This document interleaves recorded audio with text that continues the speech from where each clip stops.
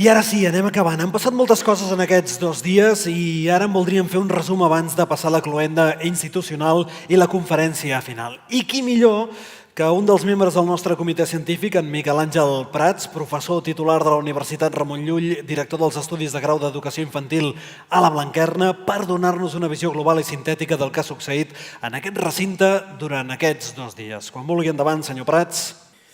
Els 100 llenguatges dels infants.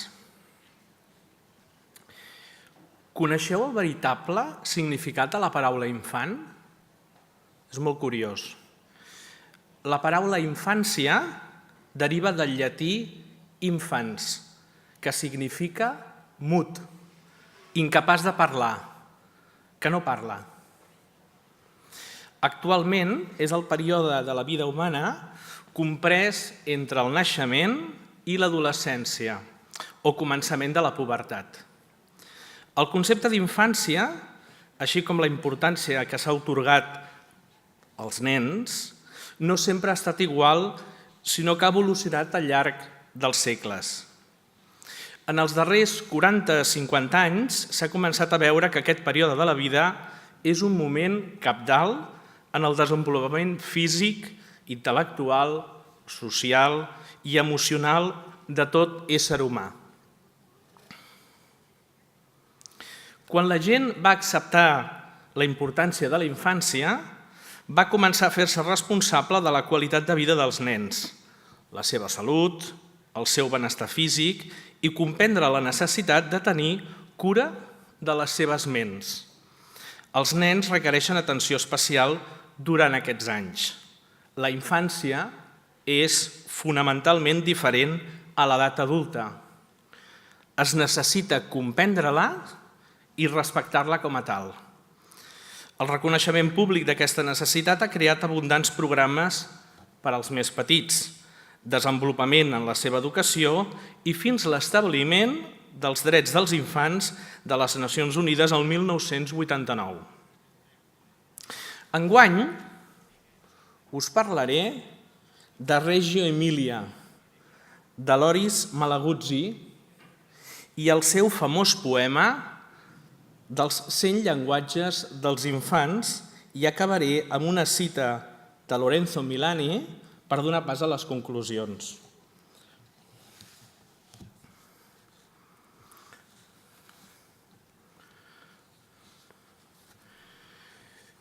Reggio és una ciutat d'uns 170.000 habitants situada a la regió de l'Emília-Romana al nord d'Itàlia, una de les zones més riques d'Europa. Reggio també és una xarxa de 34 escoles per als nens i nenes petits, unes per a les edats des d'uns pocs mesos fins als 3 anys, els que s'anomenen NIUs, altres per a les edats de 3 a 6 anys, que s'anomenen Scuola de la Infància. Aquesta xarxa ha estat construïda i recolzada per l'Ajuntament i és la primera experiència laica a Itàlia. Podríem afirmar, sense por a equivocar-nos, que aquestes escoles són un exemple de la millor qualitat educativa en l'àrea d'educació infantil. És una de les experiències d'educació per a la primera infància més importants del món. Cada any, milers de persones visiten la ciutat per aprendre, sobretot, d'aquestes experiències. L'inspirador i un dels principals protagonistes de l'aventura educativa reggiana és el pedagog Loris Malaguzzi. Loris Malaguzzi neix a Correggio, prop de Reggio Emilia. Durant més de 50 anys viu, investiga, projecta i realitza experiències concretes a Reggio Emilia, ciutat en la que va construir la seva obra pedagògica universal. És conegut sobretot pel seu treball educatiu, però també va ser un gran esportista, director teatral i periodista. Va dedicar tota la seva vida a la construcció d'una experiència educativa de qualitat, que partint de l'escola atenta, del respecte i del reconeixement del potencial dels nens i de les nenes, fos capaç de legitimar el seu dret a ser educats en contextos pensats i construïts d'acord amb les seves capacitats. Fixeu-vos bé, el seu treball amb els nens se'ns presenta amb dues constants: desenvolupar projectes i tenir confiança en el futur. És una pedagogia que lluita contra la rutina i l'avorriment i que persegueix la transformació de l'utòpic en possible i del possible en real. És la pedagogia dels 100 llenguatges de l'infant. I d'aquí el seu poema que us llegiré a continuació. L'infant és fet de 100.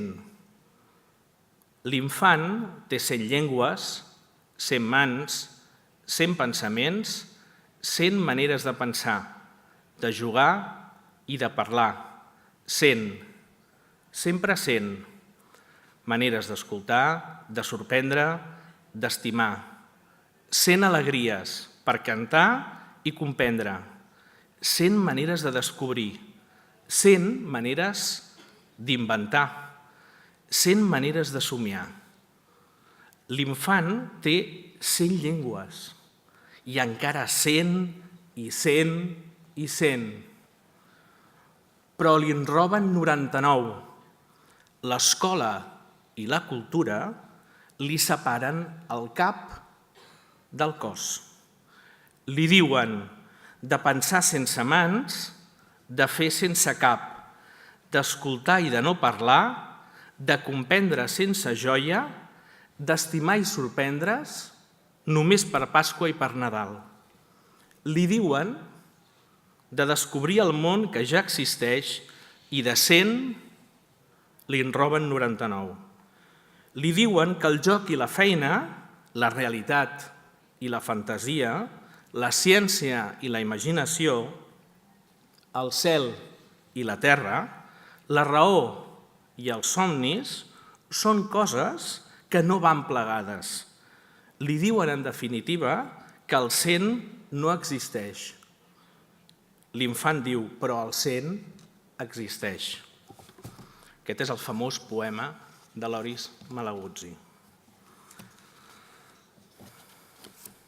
Els centres de Reggio Emilia són coneguts en el món per la seva filosofia d'ensenyar als més petits a través dels que ells anomenen els 100 llenguatges de la infància, que inclouen representació gràfica dels pensaments i idees dels nens, i expressió verbal, motora, musical, matemàtica, ètica, imaginària, cognitiva i moral, per anomenar només unes poques de les tantes llengües de la infància. En aquests centres els nens es connecten amb experiències reals del món. Les escoles de la Comuna de Reggio Emilia, Itàlia, amb la seva filosofia, han despertat l'interès dels mestres a tot el món. Una de les característiques distintives d'aquests centres educatius és la importància atorgada a l'ambient com un interlocutor educatiu. La presència del taller, un laboratori de la creativitat, en els quals els nens s'expressen per mitjà de la música, l'argila, la pintura, per posar un exemple. L'ambient és considerat el tercer mestre. Les escoles de Reggio Emilia basen el seu treball en la creença de l'infinit potencial de les nenes i els nens, de la seva habilitat per preguntar i investigar, de la seva habilitat de co-construir el seu coneixement a través de l'activitat i original procés relacional. El nen té 100 llengües i vol usar-les totes. La proposta educativa de Reggio Emilia permet crear les condicions perquè desenvolupin tots els llenguatges expressius, comunicatius i cognitius. Un dels pensaments creences que donen suport a l'acció educativa en els centres de Reggio Emilia és la imatge del nen. Quina és la imatge del nen a què ens referim? Quin és el concepte d'infant que volem educar? Un nen, sobretot, animat pel potencial energètic de les seves neurones, per la força de qui vol créixer i fa la feina de créixer, per la riquesa de la curiositat que el porta a investigar els per què de cada cosa. Un nen que sap esperar i que s'espera molt d'ell, que vol mostrar que sap i que sap fer, amb la força i la riquesa de qui sap sorprendre i meravellar-se. Un nen potent des del naixement perquè està dotat de nuclis, de disponibilitats i capacitats d'autoconstrucció. Suposo que alguns de vosaltres ja deureu estar pensant i això què té a veure amb l'ITWOL, Edu? Molt senzill. En primer lloc, entendre que tot allò que fem des de l'educació, l'escola i a l'aula, mai és o serà suficient per apropar-nos a les infinites possibilitats de l'infant i a totes les seves capacitats i llenguatges. En segon lloc, cal que comencem, sobretot, a formar-nos més i millor en les darreres aportacions de les neurociències aplicades a l'aprenentatge o en noves metodologies didàctiques més participatives i inductives, o en competències emocionals i lideratge de l'aula, o sobretot també en nous processos d'avaluació del procés d'ensenyament i aprenentatge. En tercer lloc, ens cal ressignificar el nostre mapa mental i les nostres particulars visions, que siguem més autocrítics amb la nostra feina i siguem capaços de trencar amb un seguit d'inèrcies i creences limitants que sovint acompanyen la nostra professió i no ens deixen avançar i créixer i li roben a l'infant diàriament alguns o molts llenguatges. En quart lloc, cal que ens expliquem millor a la resta de la societat i que emprem un llenguatge més planer per fer-nos entendre del que fem a l'aula i de com ho fem, amb coneixement de causa. Les famílies, en aquests moments, cada cop demanen més explicacions i volen saber com aprenen els infants.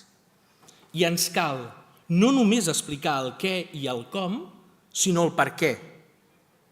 I sobretot tenir un llenguatge adient per ser prou convincents. I en cinquè lloc, en comprendre d'una vegada per totes que la tecnologia, a banda de ser un instrument, un recurs, una eina, un dispositiu, un espai virtual, és ja també un nou llenguatge múltiple que cal treballar a l'escola i a l'aula. Un llenguatge digital que més lluny del propi codi de la programació i del pensament computacional o de la robòtica, cal saber abordar i tractar, no amagar-lo, amb seny, de forma intencionada, amb planificació i sistematisme, i sobretot comptant amb l'entusiasme i amb la complicitat de l'alumnat per transformar el seu aprenentatge.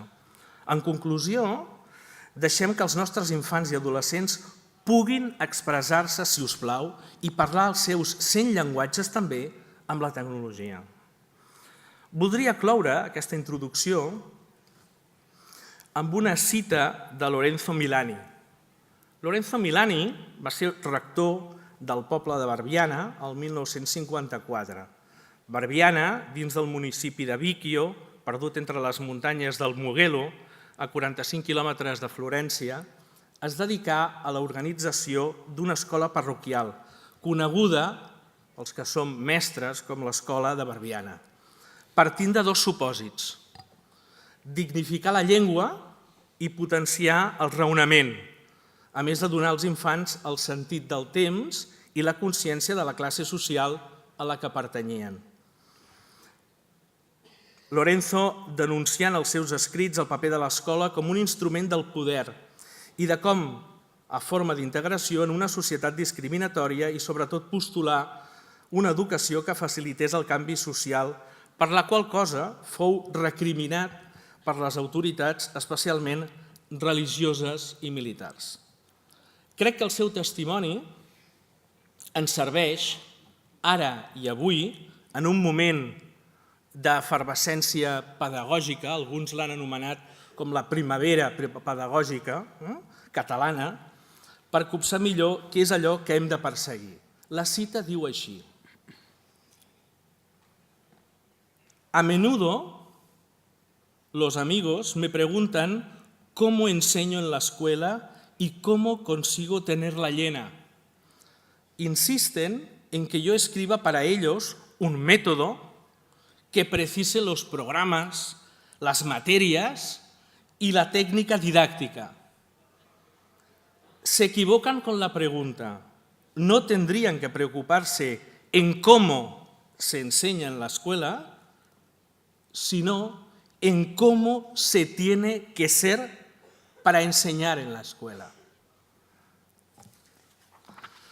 Desitgem, doncs, que des del Comitè Científic de l'ITWOL que aquesta edició d'enguany hagi servit per reflexionar, per aplicar i per compartir experiències que ens permetin aconseguir el màxim de llenguatges possibles per apropar-nos als nostres infants i estar ben oberts a la innovació i a la creativitat. I ara, sense més dilació, passem, doncs, a la lectura de les conclusions d'aquest ITWOL 2017. Com ja és costum, hem fet una categorització de les conclusions en 4 dimensions, des de l'àmbit empresarial, àmbit de sistema educatiu, àmbit d'organització escolar i àmbit d'ensenyament-aprenentatge a l'aula. Des de l'àmbit empresarial s'ha percebut un àmbit empresarial tecnològic molt actiu i molt receptiu a les diferents demandes i necessitats de l'àmbit educatiu. Pel que fa a l'aspecte de productes o serveis que treballen l'avaluació de les competències, hem observat que l'escola empra encara molts productes casolans que resolen ràpidament les seves necessitats. Caldrà que l'àmbit empresarial pugui apropar-se més profundament a la realitat de l'aula, conèixer necessitats concretes, resoldre-les i professionalitzar les eines que permeten un millor disseny, planificació, avaluació i seguiment d'aquests aprenentatges. Pel que fa a l'aspecte de productes i serveis que permeten noves formes d'organització de l'espai i el temps a l'aula o a l'escola, hem observat un augment de l'interès per trobar solucions creatives a noves organitzacions de l'aula i nous mobiliaris. La cultura maker, així com altres tendències emergents del treball cooperatiu, demanen concepcions d'espais o labs més polivalents i concepcions de la graella del temps escolar més flexibles. Des de l'àmbit del sistema educatiu, destacaríem les següents. S'ha destacat la urgent necessitat que té el sistema d'endegar recerques sobre quin és realment l'impacte que tenen les nostres experiències pedagògiques amb suport TIC sobre l'aprenentatge. Serà necessari posar en marxa el projecte de la competència digital docent i la seva acreditació com un requisit imprescindible per la tasca del professional docent. En aquest sentit, s'ha fet palès la necessitat de seguir formant el professorat, en especial en qüestions més de caire metodològic i avaluatiu. Ens calen polítiques educatives que garanteixin, promocionin i permetin encara més l'impuls de les tecnologies digitals com un suport metodològic a l'aprenentatge. I aquí afegiríem una cinquena que tindria també molt a veure amb com i de quina manera s'influencien les vocacions tecnològiques a partir de projectes, com hem vist aquest matí, de l'STEAM. A partir de l'àmbit d'organització escolar, tindríem com les escoles necessiten per innovar pedagògicament amb suport TIC fulls de ruta i plans estratègics que permeten dibuixar diferents escenaris de futur de la integració de la tecnologia a l'escola. Cal tenir en compte que cada escola necessita un ecosistema tecnològic diferent i flexible en funció del seu projecte educatiu i dimensionat en funció de les seves necessitats presents i futures. La seva definició és també una necessitat estratègica a tenir en compte. S'ha comprovat que els equips directius són un element clau per liderar i seduir els processos d'innovació amb suport tecnològic i la seva formació i sensibilització al voltant de les temàtiques tecnopedagògiques. i la col·laboració entre el professorat i el treball en equip és clau per tirar endavant projectes d'innovació amb suport tecnològic. D'igual manera, cal detectar talent ocult, en aquest cas, en els claustres. I per últim, a nivell d'aprenentatge en l'aula,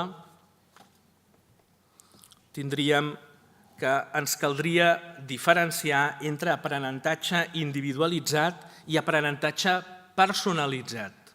Mentre el primer es basa en les necessitats de l'alumne, el segon parteix més dels seus interessos o objectius d'aprenentatge. Cal recordar i tenir present que les persones no aprenen d'acord a com se'ls ensenya, sinó que aprenen d'acord a com se'ls avalua. Per tant, si volem un aprenentatge realment competencial, hem de recordar allò de què seran capaços de fer al final i, sobretot, quin tipus d'encàrrecs, quin tipus de tasques, quin tipus d'activitats se'ls encomana que facin. Ha estat interessant identificar projectes que usen la tecnologia a l'aula respecte a escoles que treballen per projectes i incorporen la tecnologia. Mentre els primers són usos esporàdics, els segons són opcions i compromisos de centre. Seguim encara en el debat de com integrar la tecnologia mòbil per a fomentar de forma reeixida la personalització dels processos d'ensenyament i aprenentatge. Aconsellem consultar el treball publicat per la Fundació Bofill al respecte, així com els documents associats a la UNESCO i, sobretot, els del Consell Escolar. Respecte a les metodologies emergents amb l'ús de la tecnologia que permeten la personalització de l'aprenentatge, hem detectat que hi ha molt d'interès per la Flip Classroom, la gamificació, l'aprenentatge cooperatiu, l'aprenentatge basat en problemes i els projectes de treball. Caldrà superar els obstacles i evitar els perills que poden dificultar el fet d'avançar en aquesta línia. Hem observat un creixent nombre de projectes pedagògics que treballen el pensament computacional, la robòtica, la programació, com un element clau per incorporar la tecnologia a l'aula, fet que ajuda a augmentar la competència digital de l'alumnat alhora que treballa en conceptes i estructures de pensament abstracte, lògic i la resolució de problemes. Encara ens queda molt camí per recórrer pel que fa a les pràctiques educatives que treballen l'avaluació de les competències amb suport tecnològic. Les rúbriques i els portafolis digitals personals, com a eines d'avaluació a l'escola i a l'aula, són ara per ara l'opció més emprada. Pel que fa a les noves formes d'organitzar l'espai i el temps, va guanyant força la creació de nous espais lab gràcies al fenomen Do It Yourself i la cultura maker a partir de la impressió en 3D, per exemple. I les dues darreres, que tenen a veure amb, sobretot s'ha vist un professorat molt animós, molt actiu i amb moltes ganes d'aprendre i compartir, així com una gran vitalitat dels usos tecnològics a l'aula. I per últim, valorem i sobretot volem expressar molt positivament l'actuació per part dels infants i adolescents a l'ITE Boledo Júnior d'aquesta tarda. Escoltar-los i atendre's la seva mirada serà també una gran font d'aprenentatge que de ben segur voldrem repetir en properes edicions. Moltes gràcies.